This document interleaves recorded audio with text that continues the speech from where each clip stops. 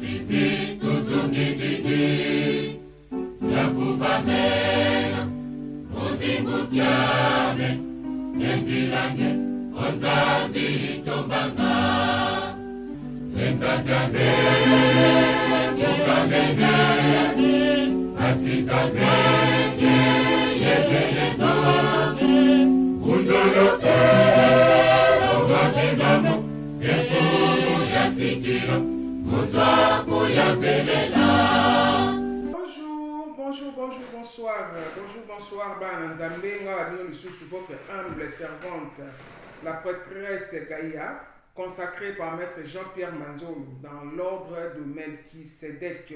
Ngai wabuna yeba Nzambe na chaîne Nabino sacerdotale, Oto Kabolara Nabino, Bonzambe ya haut niveau, ya makasi ya likolo Bana Nzambe, na ye lisusu Nzambe permettre na toujours na cérémonie na lobara Nabino, tant na okuta Nabino, na makambu ya kitoko. Voilà, mbote mingi na pesa toujours na papa JP. Yao yango na libota na yo Jean-Pierre Manzolo, que Dieu te bénisse. Hein? Nzaba pamola libota na yo. Voilà mbote mingi na prophète Ambriel dans l'ordre de Melchisedec. Docteur Zing, mon manager yao yango, que Dieu te bénisse. Papa nzaba pamola mingi mingi. Hein? Prophète Gevura dans l'ordre de Melchisedec toujours. Voilà, pasteur Yamakasi dans l'ordre de Melchisedec. Nzaba pamola yo, papa Kasonga Badi Banga Léonard yao yango, bénédiction. Na libota na yo mbote mingi na mama lisi kabesa mbote na yo mama lisi na libota na yo yango nzamba pambola bino mbote mingi na machouchou de Malakoff wana ma copine privée que Dieu te bénisse yo yango rusako na pesa toujours wana ma copine à moi nzamba pambola yo mbote mingi na mamu vevete kina wana mamu nationale nzamba pambola yo ma vevete kina bénédiction belé na ndaku na yo ma fandinga mbote na Toronto, que Dieu te bénisse, voilà ma soeur à moi, nous avons pas mon laïo, vraiment bénédiction plus, na papa Philippe Ndingambote, mon bof, yao yango papa Philippe, nous avons pas mon la, voilà, mbote mingi na mamu, hein, mamu na biso, wana mamu, mamu deli, Likombe, que Dieu te bénisse, madame Mboulaye, mbote na mingi, merci na ba conseil, na on a encouragement, tu es toujours à côté. Que Dieu te bénisse. Nali bota na yango nzama pambola bino Justin Doli toujours vous en raté bandiko yangai merci mingi na bino merci na maman Abikanza wana maman na Juju maman passe à notre femme que Dieu te bénisse yo yango yo mbote mingi na André Doli na Sénégal mbote na yo mobali ya Sophie Sarr on appelle notre femme à nous madame Doli yango que Dieu te bénisse. Voilà ba nzambe na lobara toujours na pesa ba oyo ngambote toujours bazala tout autour na nga pona ba encouragement montre mbote mingi na bino aussi mes abonnés na bossa na bino te toujours wala ba abonné na nga na ninga bino mingi ya bino yango votre bénédiction vous en raté na ba prière na ngai mes abonnés que Dieu vous bénisse. Voilà ba nzambe lelo na yeli bino makambo ya motu na mosaka na makambo motu ya makambo kitoko ne tufungula na bino ba nzambe bon titre na ngezali nzambe ami ya Satan to ennemi ya Satan ba nzambe to so fungula bino lelo. Pourquoi? Parce que na ju tellement ba ojo na bino be on a titre o ba nzambe na zo ba ojo na bino mingi o botu na ngaba question so na ngezali ebele mingi même question bo répéter yango on a bon ça moi ba enseignement ya kitoko pona kufungula na bino to meka ko développer to décortiquer na ba toujours ngana bino ba nzambe. Voilà. Botuni peso ki nzambe abunda na Satan. Botuni ngasi nzambe abunda na Satan. Comment ça se fait? Nzambe zo na Satan sa makama be mingi na mokili asoti kaka Satan a détruire ni surtout. Botuni ngasi nzambe est-ce que ça ami ya Satan ou bien c'est ennemi na ye? Est-ce que bakunda te? Voilà ba nzambe. Alors ezali boy lo to so na bino ba nzambe. Réponse ezali boy. Nzambe ko ki jamais ko bunda na Satan ba nzambe impossible. Créateur abunda na créature jamais. Nzambe abunda jamais na Satan ba nzambe ba ngolilo. Satan abunda na maître du ciel. Maître du ciel. Maître du ciel azali na seigneur du ciel ba nzambe. Je m'explique. Voilà. Alors ba nzambe na Gaïa Doli TV na saki enseignement oyo titre na ngozali chaos primitif et bandeli ya ebandeli. N'explique qu'il y a un sauf à où on va bénir na hébreu. Donc na chaos primitif les bandeli. Nzambe azalaki ye moko nde be lobina so na Genèse lobina biso au commencement la terre était informe et vide et l'esprit de Dieu mouvait au-dessus des eaux. Nzambe azalaki ye moko likolo ya mai azo mouvait ye moko na mokili. Alors nzambe wana oya esprit oye bandeli alobi ke oyo kovanda ye moko te, aza na besoin à se distraire, c'est-à-dire à créer bato. Alors nzambe avant à créer bato bana nzambe a créé kinanu ba monde angélique. Et non ba monde angélique. Les autres que nous poto koma tu es maître du ciel, est-ce que nous qui est maître du ciel et qui est seigneur du ciel. Voilà. Alors nzambe wana na commencement zalaki tout seul à l'obi il faut à se distraire, c'est-à-dire à créer bato na l'obi ba monde angélique, à créer monde. Voilà. Alors Nzambe a salini tellement il est puissant, il est très fort, il a une intensité moroba Nzambe quoi il est comme ça. Il est tellement fort là le gars qu'on n'a jamais na Satan. Voilà, parce qu'il est tellement fort. Soit le il est presto ne va le baga et ça l'a mis tout de suite. Donc aussi ça Satan une seconde. Voilà, parce que peu ma ose dans Satan il est Nzambe. Il a créé Satan. Donc aussi ça, il y a le créateur. On n'a jamais la créature. Voilà, parce que ça est c'est na seconde barre nzambe. Voilà. Alors, le rôle nzambe est très fort, très puissant. Qu'est-ce qui batu ba moni ou ba ange ba moni ba kolimwa. Alors, qu'est-ce que nzambe wana sali? Nzambe na kati na ye moko nzambe abimisi Père divin na Mère divine na kati ya ye moko nzambe wana. Donc, c'est-à-dire engendrer. Engendrer est pareil tena ko créer. Quoi engendrer c'est-à-dire que nzambe ye moko asesende quoi abimisi banzali mususu na kati na ye wana agendre, c'est-à-dire abimisi bango baza déjà bantité oyo baya déjà mikolo donc babotaka te babebe non babotaka mbala moko entité ya mokolo. Par exemple neti amibe babotaka mbala moko mwana ya mokolo bana nzambe afe mwana kutu te bebe te mokolo mbala moko abimi pu abotami asupe kitungaki wenze asupe pondo ye nango lambi na loso ndako balie. Donc voilà, Mokolo déjà. Ouais, on a expliqué pour te comprendre. Donc Mokolo déjà. Alors, Nzambe peut engendrer déjà l'entité ya Mokolo. Engendrer Père divin, na Mère divine. Père divin, na Mère divine, bango ba engendrer, ba sangani ba engendrer Dieu le Père, Dieu le Fils, Dieu le Saint-Esprit. Alors, Dieu le Père, Dieu le Fils, Dieu le Saint-Esprit, ba sangani ba bimisi sikoyo Melchisedec. Ozali prêtre du Très-Haut. Les rois de Salem. Il y a une Bible, le Bisso, na hébreu quelque part, que Melchisedec a dit ni père, ni mère, ni généalogie, parce que il y a trois trinités. Il y a quatre qui sont Nzambe, il y a Ebande. Donc, il y a chaos primitif. Voilà. Il y a esprit. Il y a un gouverner le monde spirituel. Voilà. Alors, Nzambe avant à Salamokina, Bisso Batu. Il y a un monde de Malkuth. Voilà mon qui est terrestre. Monde de Malkuth, monde de incarnation, na réincarnation. Avant abana kosala non mukina biso na biso bato, nous avons bana kosala na monde angélique. Ba monde angélique, on attend la rabino à chaque fois ba Keter, ba Bina, ba Okma, ba Tifret, ba Yesod, ba Gevura, ba monde angélique yangwana. Nous avons tant à créer ba monde angélique, à créer peut ba ange na chaque monde angélique. Bah ange va fonctionner et puis en même temps à créer le chef il y a un monde angélique. Voilà. Alors à salini nzambe est créé premier monde angélique au tobeng na kombo ya Keter. Keter ezali monde ya moto, monde ya feu. Donc ba ange va vendre kuna na Keter bazali ba séraphin. Les séraphins, les anges, ils vont tout autour, il y a Tom, il y a Nzambe. Donc, les quatre êtres vivants, ils sont animaux de trône. Parce que les koto mutu, koto lion, koto mutu, koto ngombe, donc ils sont animaux de trône. Ils vont tout autour, il y a trône, il y a Nzambe. Alors, Métatron, comme on a dit ici, c'est lui qui se tient face à l'éternel. Azali, l'ange de la face. Ange wana azali na ciel na ye. Comme on a ancien du jour.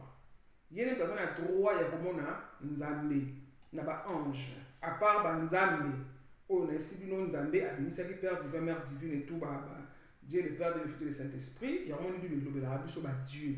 La Bible nous parle de Dieu avec X à la fin, donc le pluriel parce que Dieu bazali ebele ba nzambe parce que nzambe on a kao akoye kotika la te ki parce que yebi ki azali très fort. On a créé ba nzambe on a pas créé N sauf à Ouba, nous avons l'esprit qui yango, ils ont un cahier de l'utilité officiel, l'esprit qui N, ils ont nini, sauf ils ont à ou ils ont un monde infini, une lumière infinie, oyo, nzambe wana, Père divin, Mère divine, Dieu le Père, Dieu le Fils, Dieu cet esprit, va gouverner le monde spirituel. Voilà. Alors, ange oyo Métatron, oyo Nzambe akreaki ya yambo na yebisi bino, yende mutu aremplaçaka Nzambe. Oyo toka abimelaki Moïse na buisson ardent, abimelaki Moïse ntango bazolanda Moïse na bapharaon azokima na bana Israël balobi Moïse otiki biso bondeli tokokufa atala bana Israël banani pharaon na nsima na biso tovali na biso mpe pharaon tika biso abimisi biso sikoyo ndenge nini boye boyebi histoire na bible ale Moïse asalaki na abelaki Nzambe akitiaki moto wana colonne ya feu oyo ekitaki ye wana Métatron parce que Nzambe bamonaka ye te bana nkolo bamonaka ye te voilà donc ye nde Métatron nde moto aremplaçaka Nzambe avandi na sienne babengi ancien du jour. Alors bato bakonfondaka ye na Jésus ancien du jour bakonfondaka ndenge Jésus te ezali Métatron kombo na ye elakisi celui qui se tient face à l'éternel donc l'ange de la face nde babengaka ye voilà ye wana nde ba 24 non bata ba 24 veillards non ba 4 êtres vivants bana Nzambe oyo bazalaka tout autour ya trône wana ezali trône ya Métatron ezali trône ya Nzambe te parce que Nzambe azali au-delà ya premier monde angélique eza na Nzambe wana oyo ya esprit oyo ebandeli oyo bamisima balobaka Allah Nzambe wana bamonaka ye aza esprit ye nde moto akreaki sikoyo Métatron wana sikoyo 4 êtres vivants basala bamiso ebele partout baa na nsima papu 2 batombolaka trône mpona komata sikoyo na trône batombola ezali trône ya Métatron nde bamataka nango na monde oyo ezali au-delà ya premier monde angélique oyo tobengi Keter bango bamataka nango sikoyo kuna mpona Métatron ekutana na Nzambe parce que ye ndenge moto akomona Nzambe parce que na hiérarchie angélique baange baza na droit komona Nzambe te so bamoni kaka lumière wana oyo ya trône ya Nzambe balimoi yango moni 4 êtres vivants bamataka na trône ya Métatron mpona kokende na ye asola sikoyo na nkolo basalaka nini bazipaka miso na bango na dema yango basala bango na nsima papo parce que 2 bazipaka bamiso bala bamiso partout bazipaka miso na bango emibale batombolaka sikoyo trône mpona komata nango et 2 mapapo mosusu bapumbwaka mpona komata badepose Métatron bango bazeli so Métatron asilisi barécupere Métatron bakiti sikoyo na Métatron na trône na tobengi ancien du jour bana Nzambe voilà alors ntango sikoyo Satan ayaki koyeba ke biso tokenda kofukamela ezalaka nango nde Métatron ezalaka Nzambe te nde mpasi Satan asalaki rébellion ye lokolaki chef ya bachérubin ye akanisi lokola yaki ye moko nde mutu Nzambe asalaki na force na puissance makasi azalaki ye mutu ayambo or c'était pas lui ezalaki Métatron oyo Nzambe atia premier ministre na ye mpo aremplaçaka ye parce que Nzambe bamonaka ye tabimelaka bato voilà bana Nzambe bakomona kolo te voilà alors Nzambe wana acréé Métatron mpona kosala makambo nyonso tu oyo ke abimeli mutu aye koloba ntango yabimelaka bato alobaka ke je suis ton Dieu parce que aza na droit parce que kombo oyo bana Nzambe ekomami na front ya Métatron c'est Dieu qui a lui ça parce que azoremplace ye atie sikoyo na front na ye akomi Yod He Vav He Yod He Vav He eza 4 lettres eza bakombo oyo ya kala oyo bana kotanga pamba te oyo mpe lobi na biso na di commandement kotanga kombo ya Nzambe pamba te ntango ya kala neti atangi kaka kombo oyo ngai oyo na plateau bana Nzambe na limoi natikali kaka natiki stylo na wana bafeuille donc ngai mpo na limoi parce que kombo ati kokotanga ngo pamba te ntango ya kala parce que sikoyo na mokili ya lelo oyo Nzambe akitisa Nzambe adoza Nzambe atia na se makasi bana Nzambe ntango na kala so otangi kaka kombo ya Nzambe ya makasi oyo nalobeli bino olimoi alors kombo wana ya Yod He Vav He eza 4 na grec babengi yango tétragrammaton na grec baza bakombo minene tétragrammaton donc tétra elakisi 4 parce que kombo ezali Yod He Vav He eza juste 4 lettres bana Nzambe donc elakisi tétra na grec babengi yango tétragrammaton voilà kombo oyo bana Nzambe ezali lié na 4 éléments ya nature na kati ya kombo oyo Yod He Vav He oyo ezali na front ya Métatron eza lié na 4 éléments ya nature 4 éléments ya nature bana Nzambe nasikaki bino élément l'eau élément feu élément l'air na élément terre oyo eza na monde oyo ezala kati ya nzoto na biso mpe j'avais expliqué bana Nzambe baenseignement ezali na Gaïa Doli TV officiel j'avais expliqué tout ça bango nde sikoyo bakombo wana 4 êtres vivants 4 éléments ya nature eza lié na kombo wana ya Yod He Vav He eza susu lié na 4 êtres vivants na kati toujours ya kombo ya Yod He Vav He eza susu lié na 4 évangélistes toujours na 4 na kati ya kombo wana. Alors na science ya ba juif na gematria bana nzambe kombo wana ezali lié na ba élément oyo na yebisi bino. Eza tellement kombo oyo ezali très puissant. Kombo wana tozali na front ya Métatron. Alors na kosika eloko moko boye mpona information na bino. Métatron bana nzambe bamibale bamapasa, c'est-à-dire Métatron na Sandalphon. Métatron ye azali ange oyo ya likolo kuna na yebisi bino abana na Keter ye moto azo gouverner ba monde tout angélique. Ye moto aza chef na lola kuna ba monde tout angélique on nzambe asala 12 mondes angéliques. Métatron moto aza chef kuna. Alors na se awa na planète na biso Terre mokonzi nango ezali Sandalphon. Sandalphon ye azali lipasa ya Métatron. On a ba on Sandalphon na Métatron. Sandalphon azali maître ya Terre, ya planète Terre. Il est dirigé planète Terre. Bazali na Uriel. Ba mibale. Archange Uriel abimaki na fin de l'année nesika ya mope lisusu bana. Nzambe toujours na kaya de TV. C'est un ezali nini koyela biso na 2021. Nesika ki ndenge ba ange babimaka na fin de l'année, chaque fin de l'année, les toujours qu'on appelle 2022. Ange titulaire à Obima, à gouverner année Yassika. Chaque année, ça va ange. Donc, année Oyo, 21 aussi, la chose est écoulée Oyo. Archange Oriel d'Abima, qui va 5. C'est pas parce que 2022, année Moko, il y a chaud. Bah, corona, j'avais expliqué ça. Inondation, il fallait ça, j'avais tout expliqué. C'est vrai émission, enseignement plutôt, il y a ma donc, ange d'Abima qui 5. Ange Oriel. Ange Agiel, ange Cassiel, ange Ariel, na ange Kamael. Baki 5. Alors, le coup la Oriel est titulaire, n'est-ce pas, on est basali, chef, il y a planète Terre, il y a Sandalphon, il passe ça, il y a archange Métatron. Voilà. Donc, Métatron, il y a n'est-ce pas, mais, ce qu'on a dit, alors le bac je suis ton Dieu, parce qu'il y a Zali à remplacer Nzambe. Ange Oyo Babibanka. Ange messager, on va y la rabattre. Exemple, archange Gabriel. Archange Gabriel est dans le 9e monde. Il y a un combat Yesod. Ange va venir à Kuna, il y a un Kérubin. Ange messager, on va y la rabattre dans 4 heures, 5 heures, 6 heures, il y a un rêve prophétique. On va déposer les buisseaux, songe. Voilà, on va déposer les buisseaux. Pasteur, il m'a parlé, révélation et tout. On va y aller. Archange Gabriel est chef na bango ba otana 9e monde angélique ba nzambe. Voilà. Donc yesuko archange Gabriel abimela Jésus, abimela plutôt Marie, abimela Mahomet, abimela Joseph pendant le baki obota mwana bo pose kombo ya Jésus. Voilà. Bango so ba ye, le ko baza ba ange baza na niveau c'est na 9e monde angélique, baza ba messager, ba le baki salut Marie, Dieu m'a envoyé. Bon ba le baka nzambe atindi parce que c'est un endroit le baki kaza nzambe. Voilà. Mais Métatron Yesoka Bibi lokola yé azali remplaçant ya Nzambe alobake je suis ton Dieu alors se représenter comme Nzambe na yo parce que na front na yé kombo ya Nzambe ezali gravé au babengi yod e vor e ba Nzambe. Voilà. Donc na yeko expliquer bino yango parce que na zui tellement ba demande oyo mingi ba Nzambe mais on a expliqué bino que Nzambe ko jamais ko bundana sata parce que sata ye moko déjà amona pe Nzambe te. Amona Nzambe te bana kolona Job 1 verset 6. Balobi ke tant Nzambe asejaka na ba fils de l'homme, Satan aussi azaka de la partie.